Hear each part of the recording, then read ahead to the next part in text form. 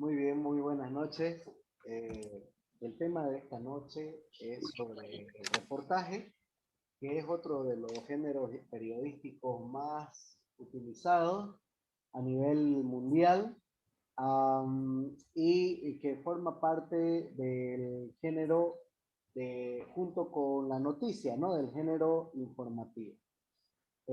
Al igual que en la noticia, el reportaje comparte muchas de sus características, ¿no? Por ejemplo, el tema de redactarlo en tercera persona, el tema de eh, los relatos cronológicos, el tema de la fuente, la investigación se acentúa. A diferencia de la noticia, en el reportaje, la investigación se acentúa, se hace más profunda, se recurre a un mayor número de fuentes, ¿no? Porque en teoría el reportaje tiene mucho más tiempo de elaboración que una noticia. La noticia responde al día a día, ¿no? En cambio, el reportaje puede tomarse su tiempo de acuerdo al ritmo de investigación o al ritmo de avances o de pruebas que se vayan logrando o que se vayan verificando a través del trabajo periodístico, ¿no? Entonces, es como, el reportaje es como el hermano mayor de la noticia, ¿ya? Es como el hermano mayor y obviamente también tiene una mayor extensión que la noticia, ¿no? La noticia máximo puede tener hasta una página o dos páginas si hay un tema muy sobresaliente, ¿no? Pero en el caso del reportaje puede llegar, dependiendo también del tema, pueden haber reportajes de dos páginas, como pueden haber también reportajes de 6 páginas, ¿no? 8 páginas tal vez incluso, dependiendo del suceso, ¿no? Dependiendo de lo que marque el suceso y la decisión que tome cada medio de extender un mayor espacio. Tal vez el momento, el tema, la personalidad amerita, ¿no? Una mayor cantidad de personas. Entonces eso va a definir, por supuesto, cada equipo de redacción en función al análisis o la interpretación que ellos realicen del suceso o del personaje o de las personalidades que entran en el suceso, que forman parte de ese suceso. Perdón si me voy interrumpiéndome porque estoy dándole likes a las personas que siguen ingresando, ¿ya? Entonces, eso a manera de introducción. El reportaje no es más que una información con carácter profundo que divulga un acontecimiento de actualidad, pero amplía e investiga mucho más que la noticia.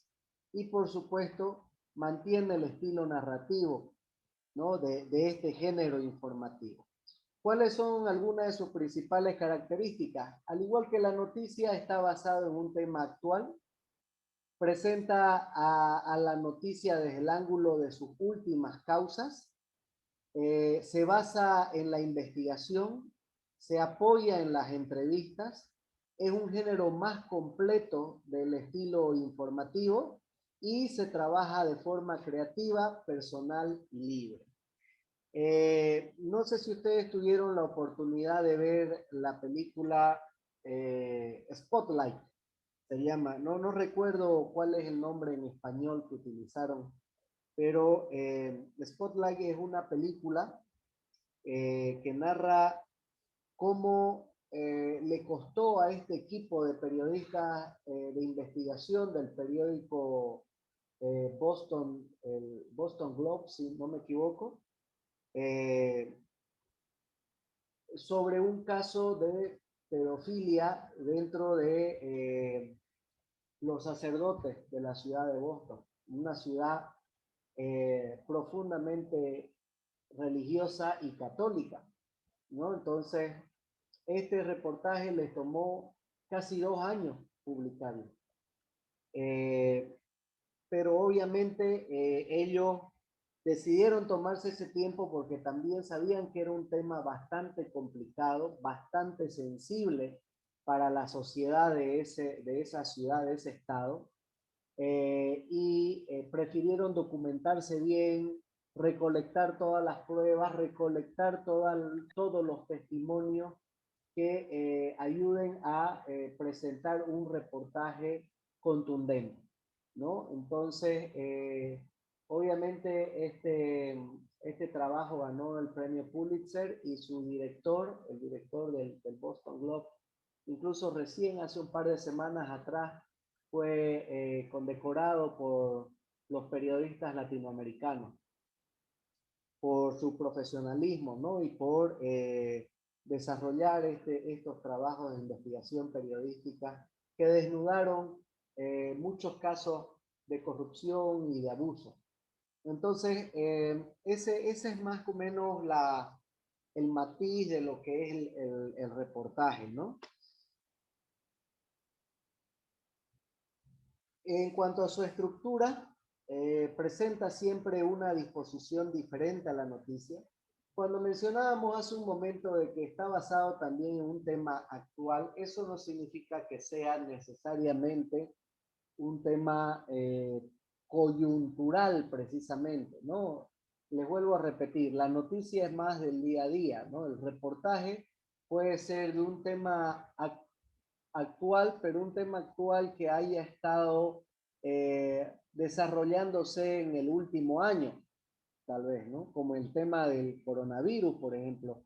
Nosotros analizábamos la semana pasada al momento de definir el enfoque o el ángulo periodístico, decíamos, podíamos ver con un análisis o un ejercicio rápido cómo de un tema se pueden desprender varios subtemas, ¿recuerdan? Entonces, lo mismo sucede con el reportaje. Pueden haber temas actuales, pero no necesariamente coyunturales. Puede ser que algunos ya hayan dejado de formar parte de la agenda cotidiana de los medios de comunicación.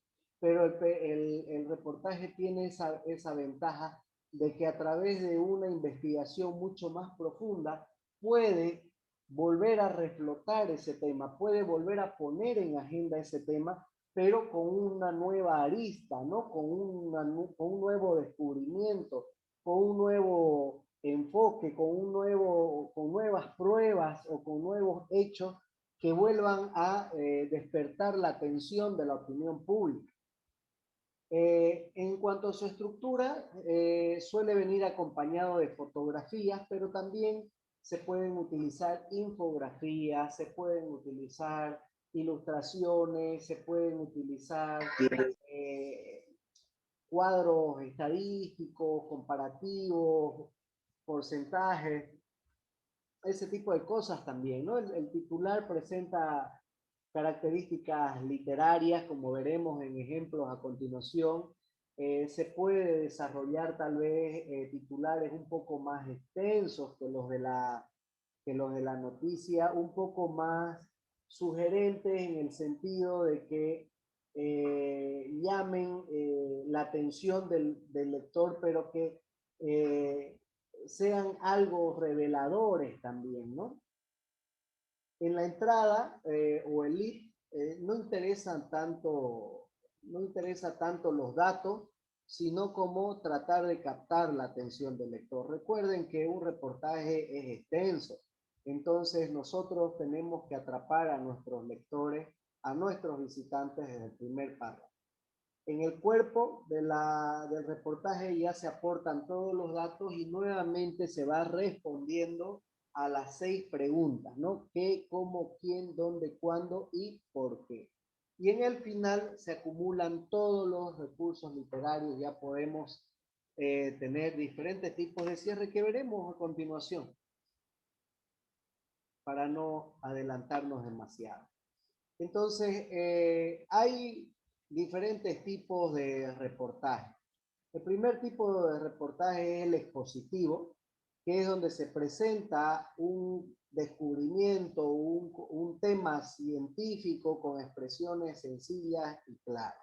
Lo que hace el periodista en estos casos es recoger las informaciones técnicas y las traduce en un lenguaje mucho más coloquial, mucho más comprensible, y que pueda ser comprendido, vale la redundancia, por cualquier tipo de lector. Y obviamente son reportajes donde uno va, como su nombre lo indica, exponiendo, ¿no? Va describiendo paso por paso, parte por parte, los beneficios, las características, las funcionalidades, las ventajas competitivas de algo o de alguien. Luego tenemos un tipo de reportaje interpretativo que investiga e interpreta fenómenos sociales. Sus antecedentes y consecuencias con un sentido, los asume con un sentido más crítico, como por ejemplo la corrupción, la migración, la sobrepoblación, el desempleo. En estos casos, en el tipo de reportaje interpretativo, como se trata de o tal vez identificar orígenes, consecuencias de problemáticas sociales, económicas, políticas, como las que acabamos de citar como ejemplo, se suele invitar a especialistas del área para que estos especialistas hagan análisis, evaluaciones, diagnósticos sobre estos temas, ¿no? Entonces, si bien el periodista no puede formar parte con su opinión todavía en este género como es el reportaje, pero sí le puede dar cabida a especialistas para que sean esos especialistas, esas fuentes informativas las que den esa opinión sobre estos temas puntuales. En eso consiste el reportaje interpretativo. Y el narrativo, que es parecido a un cuento corto o a una anécdota, narra en un estilo ameno un suceso interesante. El hecho es real, pero tratado con los elementos y recursos de los que se vale la literatura. Hay muchas comparaciones, se juega con muchas imágenes e incluso se pueden adoptar metáforas. También puede ser utilizado el reportaje narrativo con un tipo de estilo cronológico, ¿no?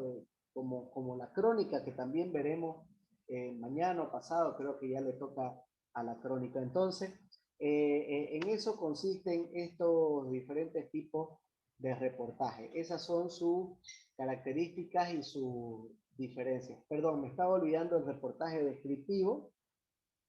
Si habláramos metafóricamente, el reportaje descriptivo es igual a una pintura hecha con palabras. Retrata personajes que se destacan por ser singulares. Una obrera revolucionaria, un vendedor ambulante que se saca la lotería, un niño que diseña un robot, un rico que deja su herencia a su empleado, etcétera, ¿no? De situaciones insólitas, lugares curiosos, temas que tal vez no son comunes en la agenda periodística diaria o cotidiana, pueden formar parte de este grupo descriptivo.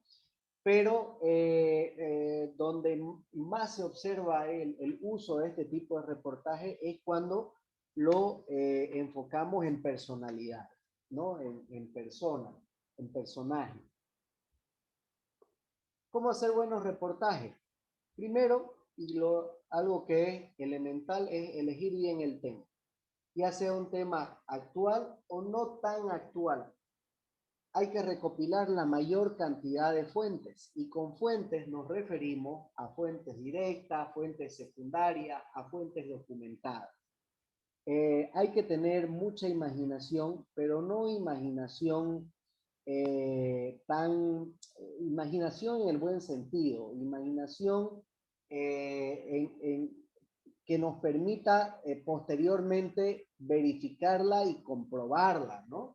Se refiere más que todo a tener ese olfato periodístico para saber enfocar temas noticiosos que ya han sido tratados o que ya son conocidos, pero que de repente algo no se ha dicho sobre ese tema.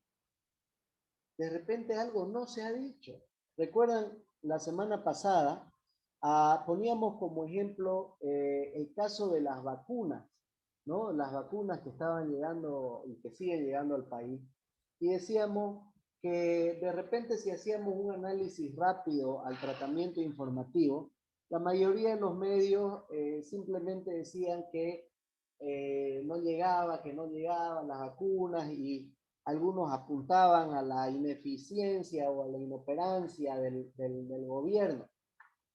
Pero tal vez hay algo más que no se está diciendo en los medios. ¿Recuerdan que hicimos ese comentario?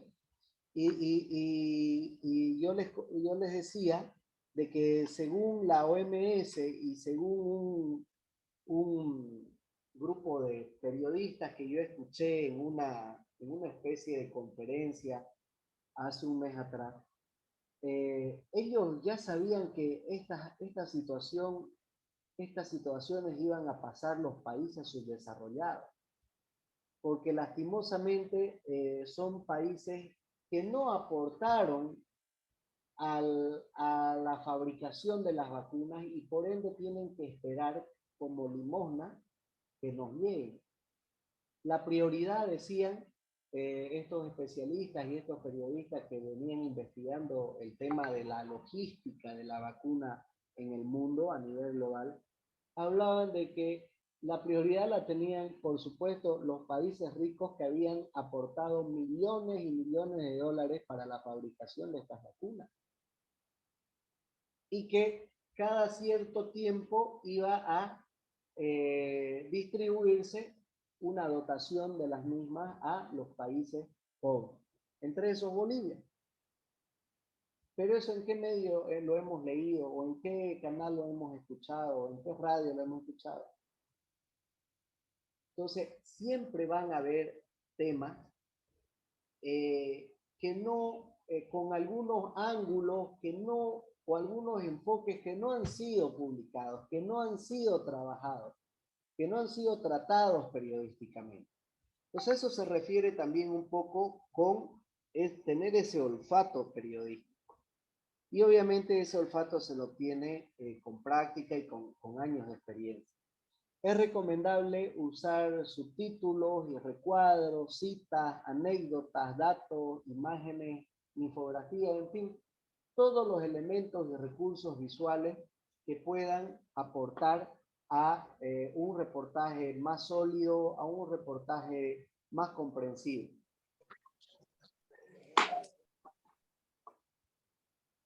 Un momento, vamos a silenciar porque estamos ya. Las normas son las mismas que la de cualquier género informativo. Rigor y objetividad, claridad a la hora de redacción, un lenguaje y datos e información preciso, temas o planteamientos originales y un comienzo atractivo y un desarrollo interesante. Esas son básicamente las normas que debe contener un reportaje. Está estructurado de esta manera, solamente para graficarlo. En la entrada, aquí podemos desarrollar la entrada o el lead de nuestro reportaje con estos 4 tipos. Tal vez como un sumario, empezando con una lista o con un punteo que den una idea de todo el contenido que va a tener el reportaje, casi parecido a lo que nosotros conocemos como un índice. Luego podemos utilizar el tipo descriptivo donde empezamos reseñando algún lugar, alguna persona, los mismos hechos o situaciones. También podemos abrir con un estilo de contraste que utiliza 2 cosas diferentes para señalar algo que ha cambiado, algo que no cambia, o algo que ha mejorado o algo que ha empeorado. Entonces, a eso se refiere el contraste. Y por último, podemos utilizar un estilo más textual, más declarativo, donde podemos citar, ¿no? En este caso, se recurre a lo que exactamente dijo un personaje. Es así que podemos ver que en algunos reportajes, incluso el lead puede abrirse con una declaración, tal vez la más importante, la más clave de todo lo que dijo el personaje o el protagonista principal de ese reportaje, que pueda servir también como un gancho para nuestros lectores o para nuestra audiencia. En cuanto al desarrollo, el desarrollo lo podemos realizar por tema, por elementos de investigación, usando el estilo cronológico y el enigmático. ¿Qué es el enigmático? Es cuando se ordenan los datos para crear suspenso narrativo con la finalidad de captar la atención del lector, ¿no? Son esos, ese estilo más narrativo que mencionábamos hace un momento, muy parecido a las novelas, al cuento, que va generando intriga, que va generando curiosidad al lector y que lo mantiene a la expectativa y hace que el lector termine el reportaje o la lectura hasta el final.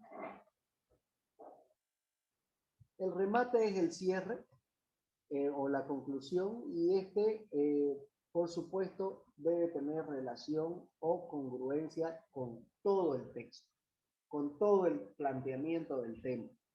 Y hay también algunas opciones con las que podemos cerrar, ¿no? En la conclusión, el reportero puede resumir, ¿no? Como un corolario, un punteo, digamos, de todo lo que mencionó en un solo párrafo. Puede realizar sugerencias o recomendaciones, ¿no? En las que se les recomienda tal vez a los lectores o a las autoridades asumir una posición ante los pueblos.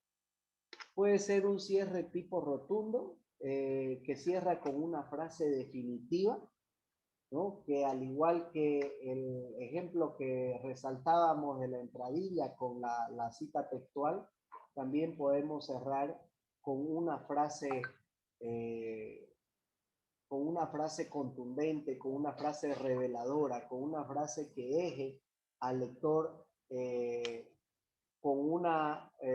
una situación de reflexión, ¿no? O también con una moraleja, recurriendo nuevamente a ese estilo narrativo, donde se puede compartir una enseñanza, ¿no? En este último párrafo podremos, haremos que el lector intente interpretar una enseñanza, una lección, por eso se le llama moraleja, ¿no? Entonces, estos son los elementos básicos que contiene un reportaje. Como pueden apreciar, definitivamente es mucho más completo con la noticia y esa es una de sus principales diferencias. Aquí en pantalla podemos observar cómo se puede plantear un reportaje en un medio impreso, ¿no? Miren, observen, tiene muchas imágenes, ¿no? Contiene algunas cifras y declaraciones en destaque, ¿no? Y miren cómo este sector destaca un dato que el periodista ha investigado que es muy interesante y que llama la atención, ¿no? Una lata de Coca-Cola, dice, cuesta 10 euros en Luanda, que eso es más o menos como unos 12 dólares, que aquí sería casi 100 bolivianos. Una lata de Coca-Cola cuesta casi 100 bolivianos en Luanda, pero el 80% de la población en ese país no gana ni 2 euros al día. Debe ganar aproximadamente unos 21 o 22 bolivianos por día. Entonces, y hay 11 ciudades de África que están entre las 50 más caras del mundo. ¿Qué nos intenta decir este dato? ¿No? Nos intenta mostrar ese contraste que nosotros hablábamos hace un momento. El contraste que puede haber, ¿no? Comparando cifras como estas. Luego tenemos otro ejemplo, este tipo de titular. Miren cómo es un titular muy atractivo. Dice: el país que no quería legalizar la marihuana, y entre paréntesis pone, pero lo hizo. y en su subtítulo pone: hace 7 meses Uruguay se convirtió en el primer país que aprobó la regulación de la producción, venta y consumo de cannabis. ¿Por qué el país más pequeño de Latinoamérica acabó con el prohibicionismo? Aquí la exploración del colectivo de periodismo en ruta, Dromómanos, que recién obtuvo el segundo lugar del 4º Premio Latinoamericano sobre Drogas por el reportaje Las entrañas de Cracolandia, incluido en esta serie, ¿no? Lo vamos a ver a continuación, solo que voy a salir de esta parte para que ustedes puedan ver. Denme un segundo. Ahí. Buenas noches, dicen.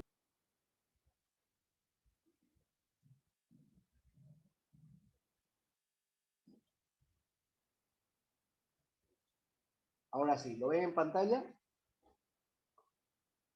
Narcoamérica, dice. ¿Se ve? Sí, Licen, yo no veo nada. Ahora sí veo, Licen. Bien, entonces así es como se puede plantear un reportaje para un medio digital, por ejemplo. En este caso, el reportaje contiene texto, por supuesto, contiene imágenes, contiene videos, ¿no? Van abriendo espacios para el destaque, también como este. ¿Ve? Aquí están los videos. Al darle clic ahí, se reproduce parte del reportaje. Vamos a darle unos segunditos.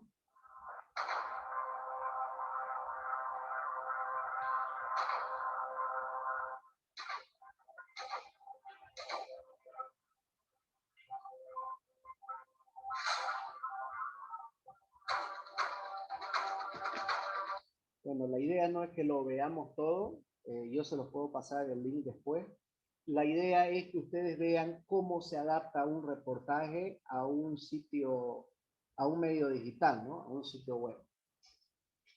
Entonces miren, y al final presentan el libro para la venta en línea, ¿no? Entonces este es simplemente un pedazo, ¿no?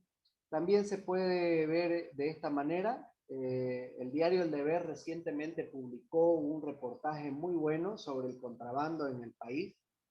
Aquí dice: el contrabando se mueve por 40 pasos ilegales en Yacuiba, en una frontera con Argentina cerrada.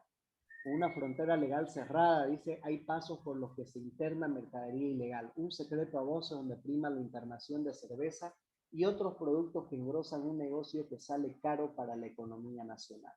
Y aquí también podemos ver cómo se apoyan en imágenes, incluso tiene un audio donde podemos escuchar la nota completa relatada, ¿no? Si no podemos leerla en ese momento, podemos escucharla. Y van a darse cuenta, a manera que yo vaya bajando, miren, cómo la extensión de texto que tiene este reportaje y cómo se apoya también en los subtítulos internos. ¿Recuerdan que nosotros habíamos visto los subtítulos internos la semana pasada? Para mí nada es imposible, ¿eh? Incluso en este reportaje resaltan con negrillas, ¿no? Algunas líneas que puedan resultar claves, que el deber considera que son claves para el lector, para que el lector tome nota. Miren aquí su espacio de destaque con cifras, ¿no? 81 millones de dólares es la pérdida que el contrabando de bebidas alcohólicas le genera al Estado. Se robaron un camión incluso. ¿Qué consiste la feria de Yacuiba? Algunos otros datos adicionales o datos secundarios,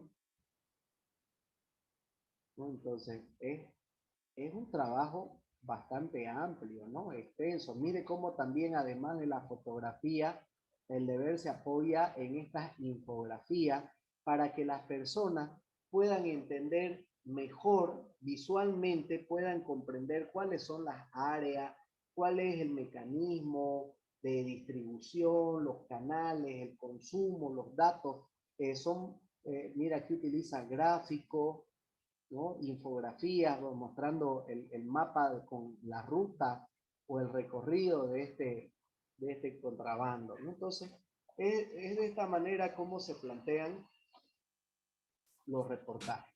Tenemos todavía 6 minutos en lo que quiero compartirles también cómo se plantea o se presenta un reportaje para un medio audiovisual, sea televisión, sea medios digitales también. Aguárdenme un segundito, por favor. Lo voy a poner en puerta.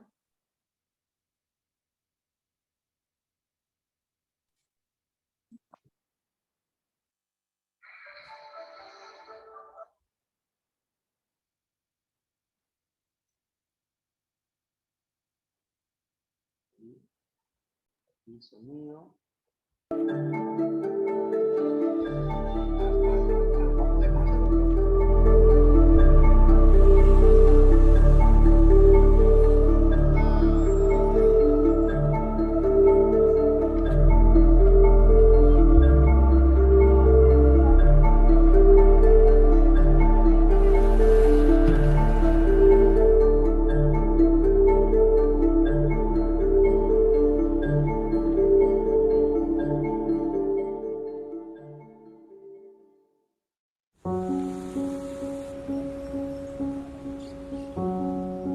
Mi vida cambió como cambió la de casi toda la gente.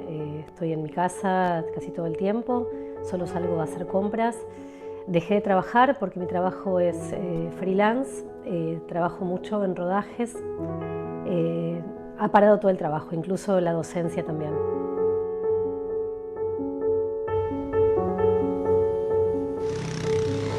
El trabajo desde el momento que empezó esta medida ya no se pudo trabajar aquí en este lugar. El cliente pues se me retiró por el temor al contagio, pero acá pues sobreviviendo pues de alguna u otra manera pues Dios nos protege aquí en la comunidad, ¿verdad? Y aquí sobreviviendo.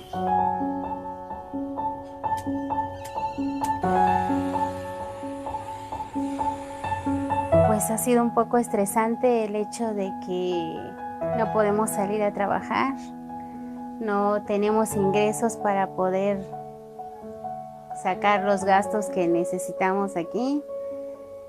Lo poquito que teníamos guardado pues ya se está terminando y pues ha estado un poco estresante el hecho de no generar ingresos.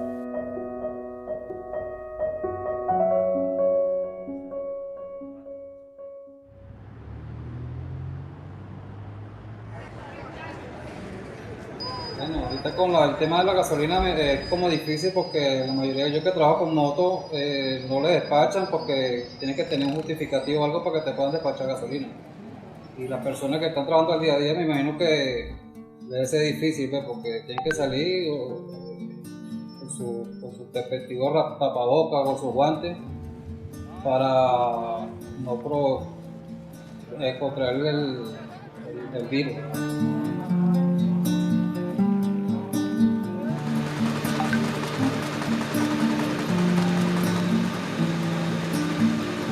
Considero que el gobierno no está actuando de manera correcta porque no está haciendo las orientaciones de la Organización Mundial de la Salud. Creo que podríamos hacer más por Nicaragua si el gobierno implementara el distanciamiento social, evitara las reuniones que ellos están haciendo. Me gustaría que ellos dijeran, miren, tenemos que tomar medidas, tenemos que autoaislarlos, tenemos que tener el distanciamiento social, tenemos que usar todos mascarillas para que si alguien anda enfermo y sea asintomático, no contaminar al otro y acudir a los centros de salud de manera oportuna o a los hospitales de manera oportuna para evitar que haya más muertes de lo que se podría esperar.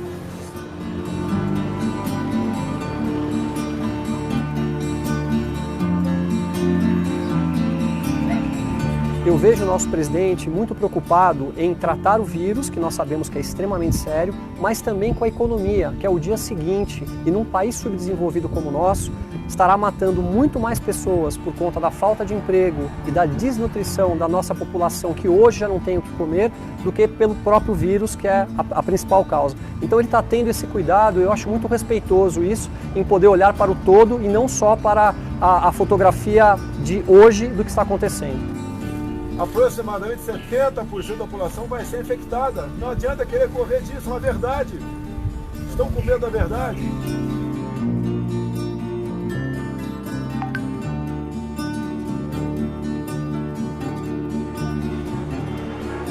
Los elementos de protección que nos están dando no son los adecuados.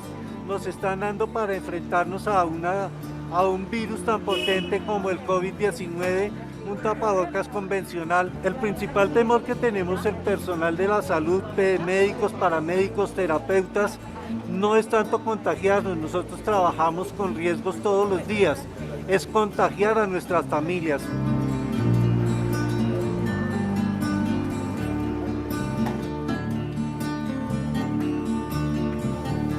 Cuando termine la cuarentena, planeo retomar esas cosas cotidianas que uno antes no valoraba tanto y que ahora son tan preciadas. Abrazar a las personas que ahora no podemos ni tocarnos, a los amigos, a la gente querida. Meter más ganas pues, para que el país, toda la sociedad, salgamos adelante. Vaya. Primero dar gracias a Dios. Y pues a trabajar. Quiero salir a recorrer la ciudad, andar en bicicleta. Para mi rutina de trabajo é que saía praticamente todos os dias. Eu quero muito abraçar os meus pais. Eu estou com muita saudade deles, a minha família. Bailar muchísimo.